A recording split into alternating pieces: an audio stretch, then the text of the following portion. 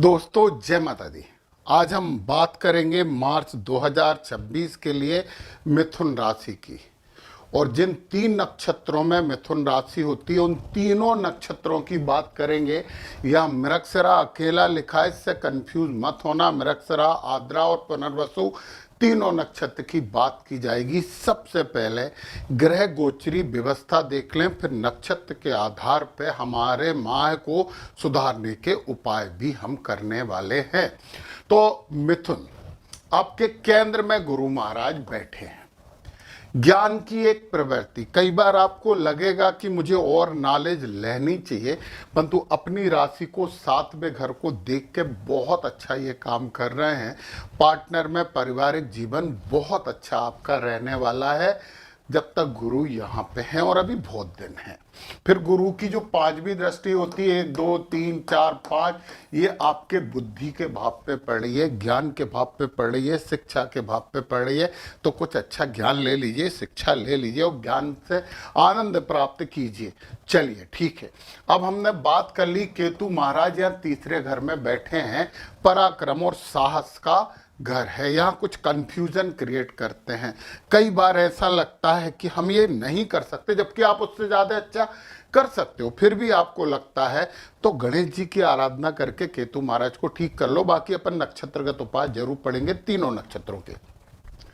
फिर हम पहले इनकी बात कर लें, फिर इस घर की बात करेंगे। शुक्र और शनि मित्र हैं और दोनों, शुक्र तो उच्च के हो गए और कर्म भाव में शुक्र उच्च के हो गए, तो लग्जरी वगैरह तो आपको प्राप्त होगी और आपका मन भी करेगा। और शनि महाराज हैं, मेहनत करवाएंगे, कर्म मठ आपको बनाएंगे। गुरु की राशि में है तो ज्ञान का भी प्रभाव रहेगा, बस आलसीपन मत करना। अब अपन मेन घर पे आ जाएं, और ये भाग्य का घर है।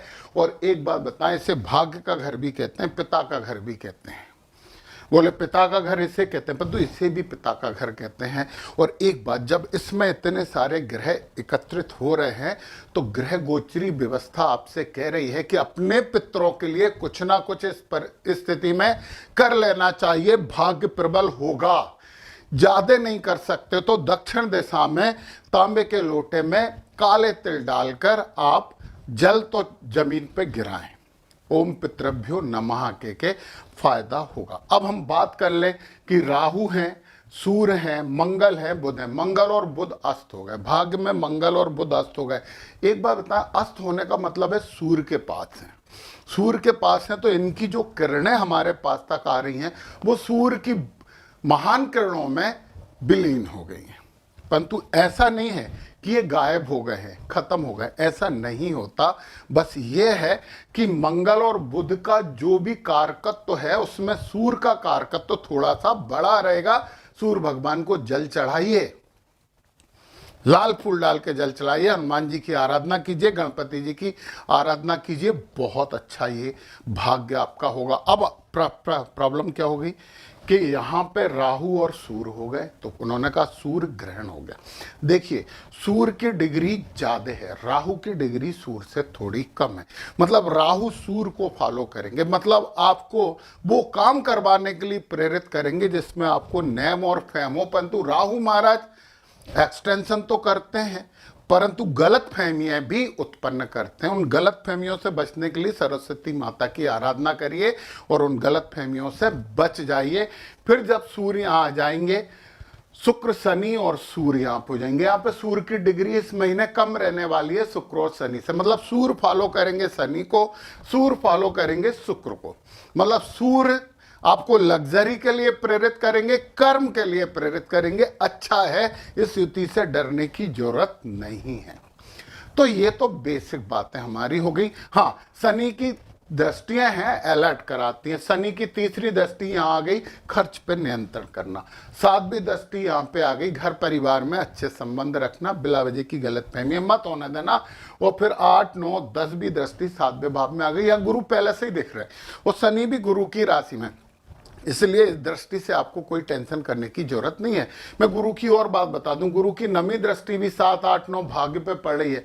इसलिए भाग्य पे रत्ती भर भी शक मत करना, परंतु कर्म तो करना पड़ेगा, बिना कर्म के काम नहीं चलेगा। अब इनमें से कौन से ग्रह हैं जो आपको वैसे ही बहुत अच्छे फल दे रहे हैं, और कौन से ग्रह हैं जिनसे हमें अच्छे फल लेने के लिए कुछ उपचार, कुछ उपाय करने पड़ेंगे, और वो बात करेंगे इस नवतारा चक्र से, इस नक्षत्रगत उपाय से। तो सबसे पहले हम यहाँ पे देख लेते हैं सूर्य। ये हैं कौन कौन से नक्षत्रों में ग्रह। सूर्य सतभिषा नक्षत्र में रहेंगे और 4 तारीख तक ही रहेंगे, और सतभिषा नक्षत्र संपत नक्षत्र है। 4 मार्च तक सूर्य आपको धन देने वाले हैं, टेंशन खत्म। परंतु फिर जैसे ही 4 के बाद 18 तक पूर्वा भाद्रपद में आ जाएंगे, यहां पे सूर्य आपको दिक्कत दे रहे हैं, थोड़ी सी समस्या उत्पन्न कर रहे हैं। तो ओम अजय पादाय नमः, ध्यान से सुन लें, याद रहेगा। ओम अजय पादाय नमः की एक माला शुरू कर दो सूर्य भगवान को ठीक करने के लिए।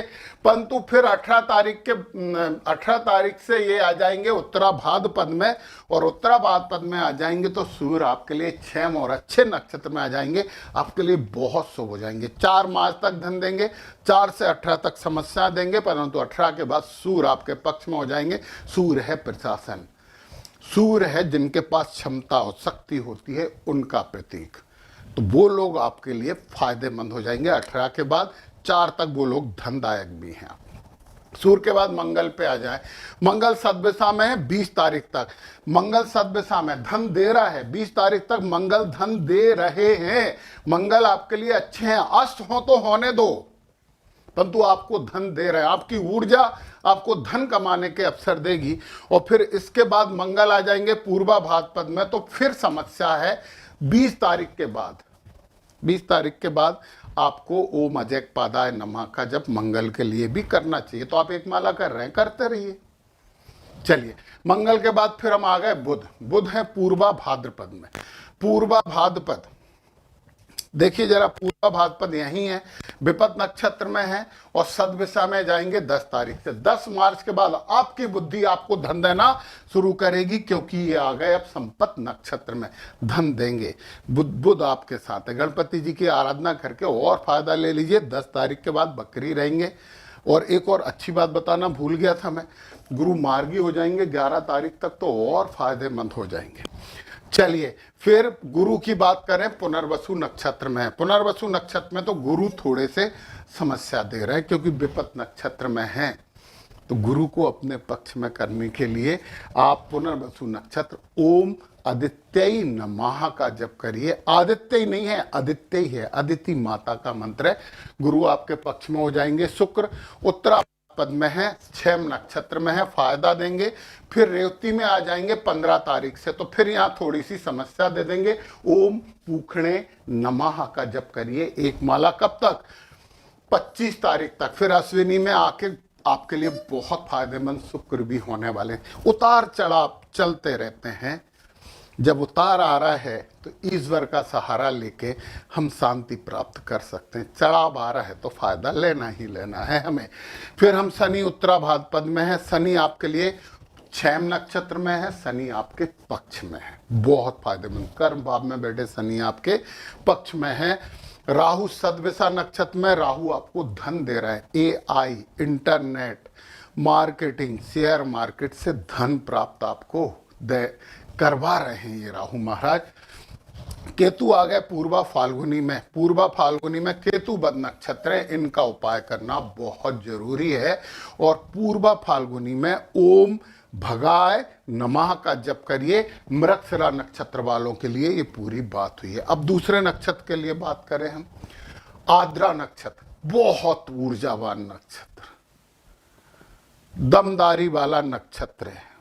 दुखी होके ये लोग सफलता प्राप्त कर लेते हैं, आंसू के मोल पे जंग जीत लेते हैं। समझिए आप जरा। यहाँ पे सूर्य सतभिषा नक्षत्र में है, जन्म नक्षत्र है, अच्छे हैं। फिर इसके बाद पूर्वा भाद्रपद में 4 को आ गए, मतलब आपको धन देने वाले हैं। 4 तारीख से 18 तारीख तक सूर्य धन देंगे। और फिर 18 तारीख के बाद सूर्य उत्तरा भाद्रपद नक्षत्र में आ जाएंगे। ये विपत है, तो उत्तरा भाद्रपद नक्षत्र ओम अहिर्बुधन्याय नमः का आप जाप करिए। ओम अहिर्बुधन्याय नमः का जाप करिए। चलिए, अब हम मंगल की बात करें। मंगल सतभिषा नक्षत्र में है, जन्म नक्षत्र में है, और फिर 20 तारीख से पूर्वा भाद्रपद में आ जाएंगे। तो ये मंगल आपको धन देने का काम कर रहे हैं, बहुत अच्छे हैं मंगल आपके लिए, तो इसकी बधाई हो आपको। मंगल के बाद बुध पूर्वा भाद्रपद में है, पूर्वा भाद्रपद में है, संपत नक्षत्र है। फिर उत्तरा भाद्रपद नक्षत्र में, फिर सदविशा में आ जाएंगे जन्म में, तो बुध भी आपके साथ खड़े हुए। गुरु महाराज हैं पुनर्वसु नक्षत्र में, पुनर्वसु नक्षत्र संपत नक्षत्र है, तो आद्रा नक्षत्र वालों गुरु आपको धन देने का काम करेंगे, तो अपने ज्ञान से धन को प्राप्त कीजिए, बहुत अच्छा यहाँ पे होने वाला है। चलिए, गुरु के बाद हम बात कर लें शुक्र, उत्तरा भाद्रपद में है, विपत नक्षत्र है। ओम अहिर्बुधन्याय नमः का जाप करिए। देखिए, उत्तरा भाद्रपद का अहिर्बुधन्याय नमः, पूर्वा भाद्रपद का ओम अजयपादाय नमः, ये बात याद रखिए। तो ठीक है, फिर रेवती में आ जाएंगे तो बड़े अच्छे आपके लिए हो जाएंगे। फिर पत्तरी में आएंगे और वो 25 मार्च को आ रहा है। 25 मार्च के बाद आपके अश्विनी नक्षत्र में आएंगे। ओम अश्विनी कुमाराभ्याम नमः का आप जप जरूर करें। चलिए, ये बात आपके हो गई आद्रा नक्षत्र के लिए। अब शनि उत्तरा भाद्रपद नक्षत्र में है, विपत है, शनि थोड़ी सी समस्या दे रहे हैं। उत्तरा भाद्रपद नक्षत्र ओम अहिर्बुधन्याय नमः का आपको जप करना चाहिए। और फिर राहु सदविशा में जन्म नक्षत्र में, जन्म नक्षत्र कुछ लोग कहते हैं बुरा होता, नहीं, ठीक होता है जन्म नक्षत्र, तो सदविशा नक्षत्र में आपके लिए अच्छा करने वाले हैं। और फिर केतु पूर्वा फाल्गुनी नक्षत्र में है, साधक नक्षत्र में है, केतु तो आपके साथ खड़े हुए हैं। आद्रा नक्षत्र वालों अच्छा करिए। अब हम बात कर लेते हैं पुनर्वसु गुरु महाराज के नक्षत्र की। सूर्य देखिए सदविशा नक्षत्र में है, सदविशा नक्षत्र आपका अति मित्र नक्षत्र है। सूर्य आपको बहुत हेल्प कर रहे हैं, आपके साथ खड़े हैं। कब तक? 4 तारीख तक। पूर्वा भाद्रपद में आ जाएंगे तो जन्म नक्षत्र हो जाएगा। फिर 18 तारीख से सूर्य आपको धन देने वाले हैं, मतलब इस महीने सूर्य पूरी तरीके से आपके पक्ष में है। फायदा उठा लीजिए पुनर्वसु नक्षत्र वालों और मिथुन राशि वालों। चलिए, सूर्य के बाद मंगल सदविशा नक्षत्र में है, अति मित्र हैं। और फिर आ जाएंगे पूर्वा भाद्रपद में, तो वो आपके जन्म नक्षत्र में आ जाएंगे, तो मंगल भी आपके पक्ष में है। मंगल के बाद बुध पूर्वा भाद्रपद में है, पूर्वा भाद्रपद के बाद सदविशा में आके ये भी अति मित्र हो गए। यार, पुनर्वसु नक्षत्र वालों और मिथुन राशि वालों, मिठाई तो बंटवा दो।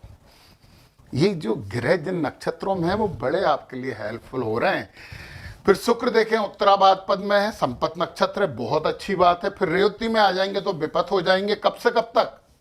15 तारीख से 25 तारीख तक आपको ओम पूखने नमः का जप करना चाहिए। 25 के बाद तो फिर आपके लिए शुक्र भी बहुत अच्छे हो जाएंगे। शुक्र के बाद शनि उत्तरा भाद्रपद नक्षत्र में संपत्ति दे रहे हैं आपको, बहुत फायदेमंद है आपके लिए। फिर राहु सदविशा नक्षत्र में है, अति मित्र नक्षत्र में है, और राहु भी आपके साथ खड़े हैं। मैंने फिर से बोला, फायदा उठाइए इस समय का। राहु के बाद केतु पूर्वा फाल्गुनी में है, केतु प्रत्यरी नक्षत्र बने हुए हैं। गणपति जी की आराधना कीजिए, ओम भगाय नमः की एक माला करिए और इस माया को बहुत अच्छा बना लीजिए। यदि आपको एस्ट्रोलॉजी में कोई विशेष कोर्स करने हैं, विशेष जानकारी लेनी है, तो नीचे मेरा ऐप का लिंक है जिसमें फाइनेंस, एस्ट्रोलॉजी, न्यूमरोलॉजी और केपी ये सब कोर्सेज हैं। आप चाहें तो उस लिंक पे क्लिक करके ऐप को डाउनलोड करके ये प्राप्त कर सकते हैं। अच्छा करिए, अच्छा माह है। जय माता दी।